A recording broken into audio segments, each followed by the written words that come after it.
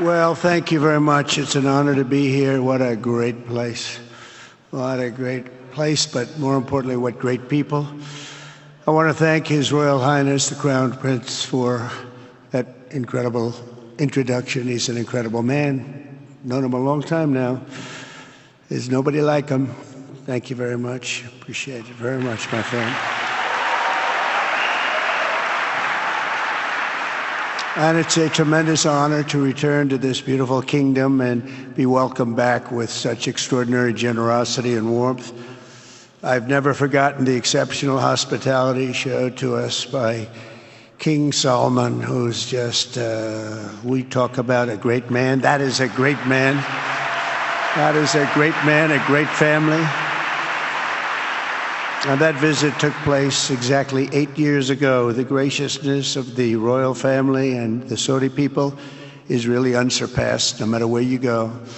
Let me also thank the countless ministers, government officials, business leaders, and distinguished guests for that warm welcome. Very warm, and I know so many of you.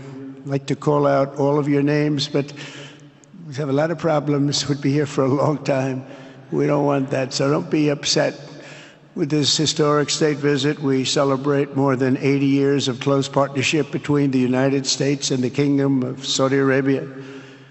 Ever since President Franklin Roosevelt met with King Solomon's father, King Abdul Aziz, aboard the USS Quincy in 1945, the U.S.-Saudi relationship has been a bedrock of security and prosperity.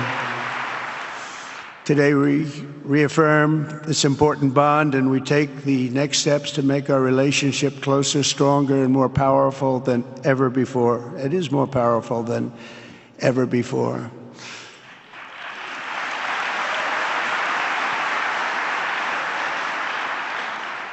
And by the way, it will remain that way. We don't go in and out like other people. It will remain that way.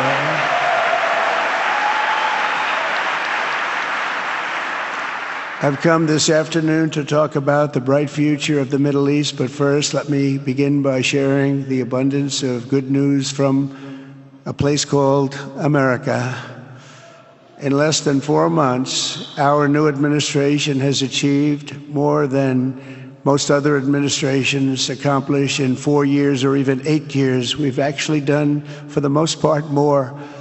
The day I took office, we inherited, thank you.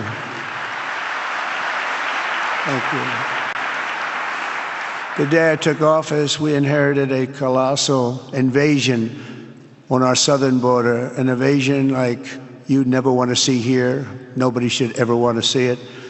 But within weeks, we slashed illegal border crossings to an all-time low, down 99.999%. That's good, even for this great gentleman standing right in front of me. That's a good number. We had hundreds of thousands of people. They came in at the same time last year, and last month we had, in this massive border, 3 people that got in. That's quite a difference, and we have no choice but to get a lot of the people that came in because they were not the best people. They were, in many cases, very bad people. We're getting them out. We're getting them out very fast. We're bringing them back to where they came from.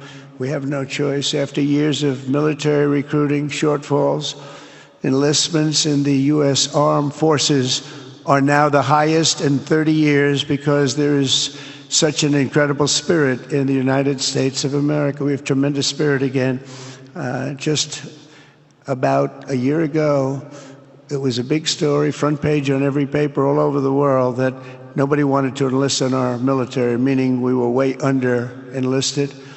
And just last week it came out that we had the strongest enlistment. They say 30 years, but probably it's maybe ever.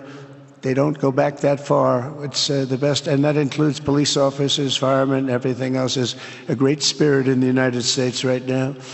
A brand new poll from Rasmussen just showed that the number of Americans who believe the nation is on the right track, they have a right track, wrong track, is now the highest in over 20 years. And it hasn't been anything like this because for many years it was the wrong track. And I can tell you for the last 4 years it was definitely the wrong track. But it's the highest it's been in many, many years. We renamed the Gulf of Mexico into the Gulf of America. That was very popular, other than perhaps with Mexico. And most importantly, for the people in this room, the days of economic misery under the last administration are rapidly giving way to the greatest economy in the history of the world. We are rocking. The United States is the hottest country, with the exception of your country, I have to say, right? I'm not going to take that on. No, Mohammed, I'm not going to take that on. Wouldn't that be a terrible thing if I made that full statement? But I will not do it. You're hotter.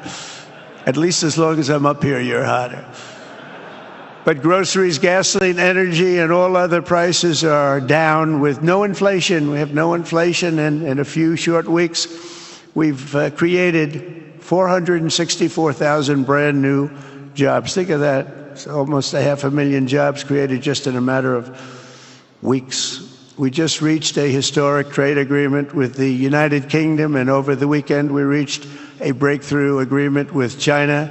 Both outstanding deals. China's agreed. We have to get it down. We have to get the little details down. And Scott, you're going to work on that very hard, but China's agreed to open up to the United States for trade and everything else.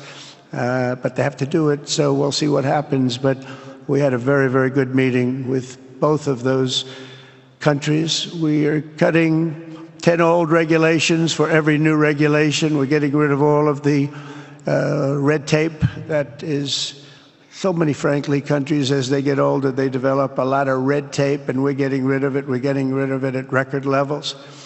And I'm pleased to report that the United States Congress is on the verge of passing the largest tax cut and regulation cut in American history. We think we're in good shape to get that. And if we get that, that will be like a rocket ship for our country. In the first quarter of the year, the investment in America was up an astounding 22%. More than $10 trillion of new investments have been announced or are coming just since the election on November 5th.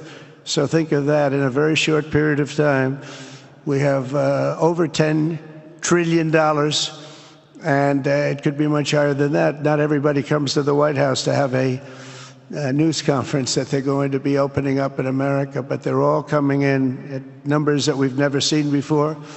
If you take a look at other presidencies, they wouldn't do $1 trillion sometime in years. We did this in essentially 2 months because you have to say we got into office and they gave me about a month to clean up and fix up the Oval Office, and after that we started working. And the money is pouring in, the jobs are pouring in, the companies are pouring into our country like we've never seen before. There's never been anything like it.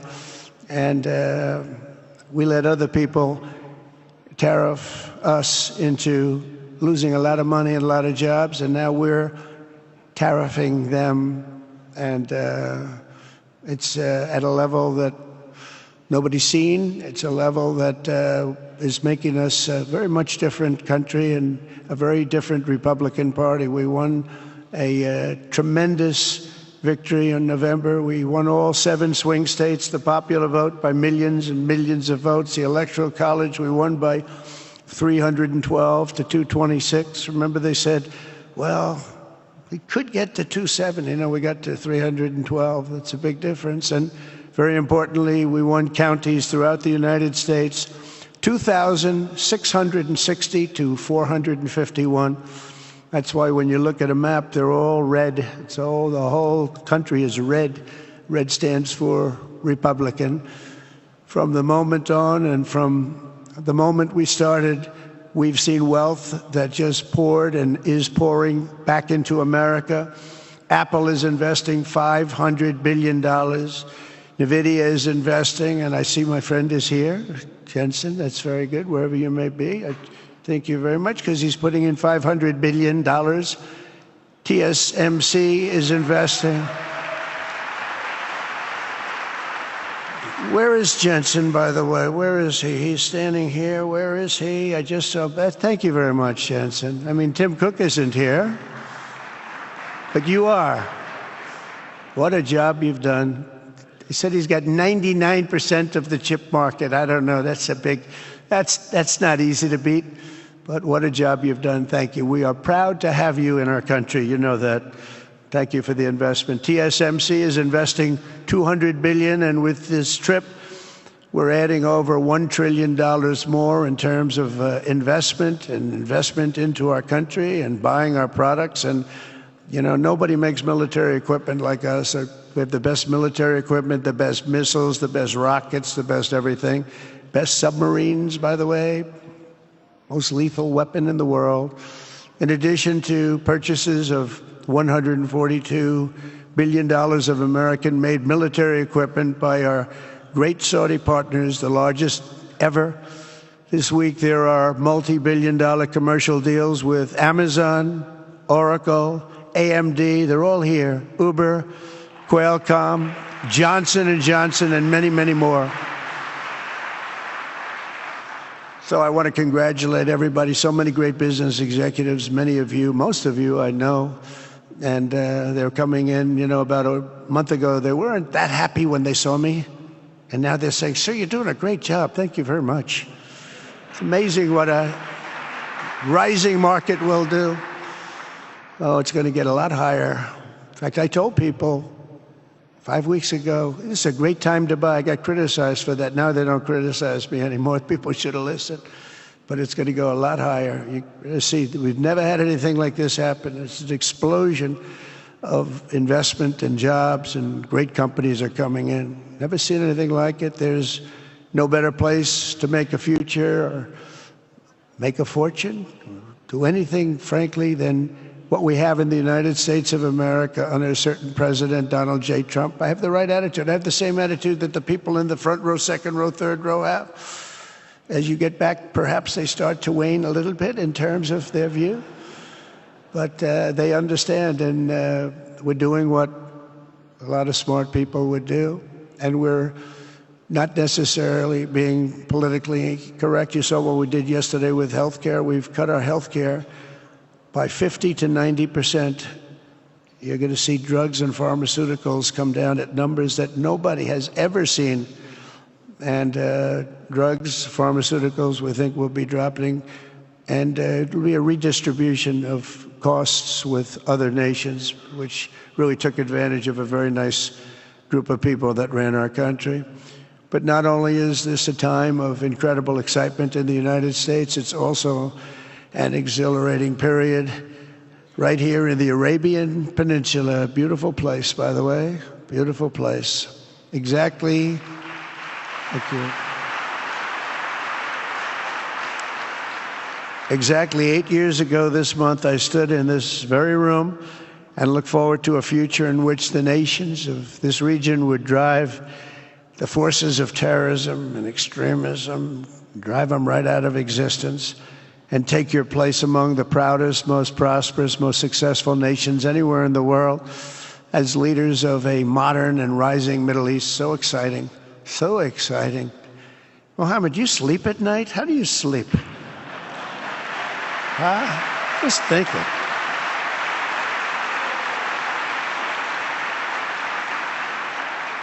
What a job. He tosses and turns like some of us. Tosses and turns all night. How do I make it even better all night? It's the ones that don't toss and turn. They're the ones that will never take you to the promised land, won't they? But you have done some job. True. But critics doubted that it was possible what you've done. But over the past 8 years, Saudi Arabia has proved the critics totally wrong. The transformation that has occurred even by these incredible business leaders. I mean, you had the biggest leaders in business anywhere in the world standing right before us. But the transformation that has occurred under the leadership of King Salman and Crown Prince Mohammed has been truly extraordinary. Such a thing has, I don't think, ever happened before. I've never seen anything at that scale happen before. And I guess, you know, maybe you could say the United States is doing pretty well too, but I don't think too many people have seen that happen before. Majestic skyscrapers, the towers that I see, the difference between now and 8 years ago. And 8 years ago was very impressive, but the towers that I see rising, some of the exhibits that I was shown by Mohammed, what I've seen there is just an amazing, it's an amazing process, amazing genius of so many people, architecture, but I have a feeling I know where many of those ideas came from. Happens to be sitting right in this room right before me, but the towers and all of the different, I've seen a lot of different towers. I didn't think there's any version of a tower that I haven't seen in one form or another. Well, I just passed 4 exhibits. I have never seen anything like any of them. So it's going to be very exciting. And they sit among the ancient wonders of a growing and exciting city. It's really amazing. Riyadh is becoming not just a seat of government, but a major business, cultural, and high-tech capital of the entire world. The World Cup is here. Johnny, just stand up, Johnny. Johnny, thank you, Johnny.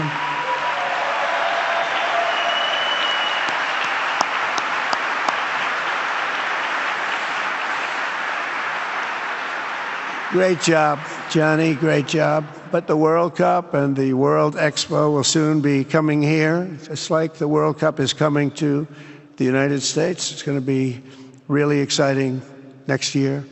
The engines of Formula One racing now roar through the streets of Jeddah in a historic milestone. Other industries recently surpassed oil. Think of it. All of your other industries now have surpassed oil. I don't know if a lot of people will understand what that means. It's so big to make up a majority of the Saudi economy for the very first time ever. So think of that. Other industries are now bigger even than oil, which is always going to be a big monster. It's a big one. But that's a great tribute to you and economic development properly used. In other cities throughout the peninsula, places like Dubai and Abu Dhabi, Doha, Muscat, the transformations have been unbelievably remarkable. Before our eyes, a new generation of leaders is transcending the ancient conflicts of tired divisions of the past and forging a future where the Middle East is defined by commerce, not chaos, where it exports technology, not terrorism, and where people of different nations, religions, and creeds are building cities together, not bombing each other out of existence. We don't want that.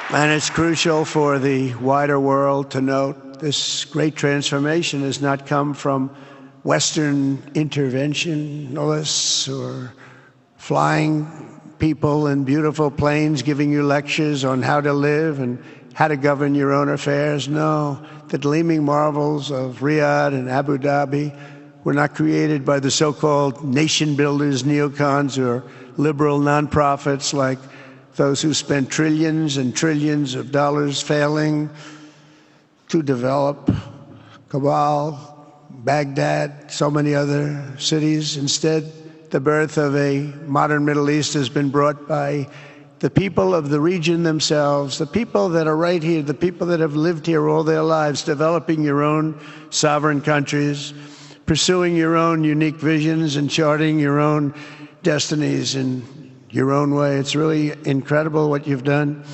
In the end, the so-called nation builders wrecked far more nations than they built, and the interventionists were intervening in complex societies that they did not even understand themselves. They told you how to do it, but they had no idea how to do it themselves. Peace, prosperity, and progress ultimately came not from a radical rejection of your heritage, but rather from embracing your national traditions and embracing that same heritage that you love so dearly.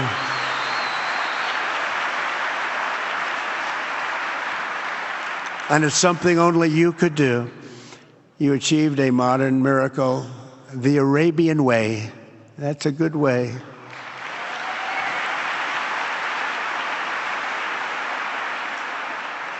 Today, the Gulf nations have shown this entire region a path towards safe and orderly societies with improving quality of life, flourishing economic growth, expanding personal freedoms, and increasing responsibilities on the world stage. After so many decades of conflict, finally it is within our grasp to reach the future that generations before us could only dream about, a land of peace, safety, harmony, opportunity, innovation, and achievement right here in the Middle East. So beautiful. It's such a beautiful thing that's happening. I guess, the people that are here can't even really appreciate it because you see it happening, and it's when you come to a place that you haven't seen in 5 years or 10 years or 20 years that it's even more incredible. When I left office just over 4 years ago, that future seemed almost impossible, what you've done. Together we had obliterated the killers of ISIS. We wiped them out, terminated its founder and leader, al-Baghdadi. We had healed the divide in the Gulf Cooperation Council, it's a very big deal, and united the nations of the region to stand against the enemies of all civilization. We'd imposed unprecedented sanctions on Iran and starved the regime of resources to fund terror. They were unable to fund anything because they had no money left. They had no money. But the new administration came in and let them have a lot of money, and you saw what happened. It was not money well spent. And with the historic Abraham Accords that we're so proud of, all the momentum was aimed at peace, and it aimed very successfully. It's been an amazing thing, the Abraham Accords, and it's my fervent hope, wish, and even my dream that Saudi Arabia, a place I have such respect for, especially over the last fairly short period of time, what you've been able to do, but we'll soon be joining the Abraham Accords. I think it'll be a tremendous tribute to your country, and it will be something that's really going to be very important for the future of the Middle East. I took a risk in doing them, and they've been an absolute bonanza for the countries that have joined. The Biden administration did nothing for 4 years. We would have had it filled out. But it will be a special day in the Middle East with the whole world watching when Saudi Arabia joins us, and you'll be greatly honoring me, and you'll be greatly honoring all of those people that have fought so hard for the Middle East, and I really think it's going to be something special, but you'll do it in your own time, and that's what I want, and that's what you want, and that's the way it's going to be. When I left office, the only thing still standing between this region and its unbelievable potential was a small group of rogue actors and violent thugs seeking constantly to drag the Middle East backward and into havoc, mayhem, and indeed into war. Unfortunately, instead of confronting these destructive forces, the last U.S. administration chose to enrich them and empower them and give them billions and billions of dollars. The Biden administration, the worst administration in the history of our country, by the way, spurned our most trusted and long-standing Gulf partners, and I can say partners worldwide, one of our great, great partners, no matter who we look to, and we have great partners in the world, but we have none stronger and nobody like the gentleman that's right before me. He's your greatest representative, greatest representative.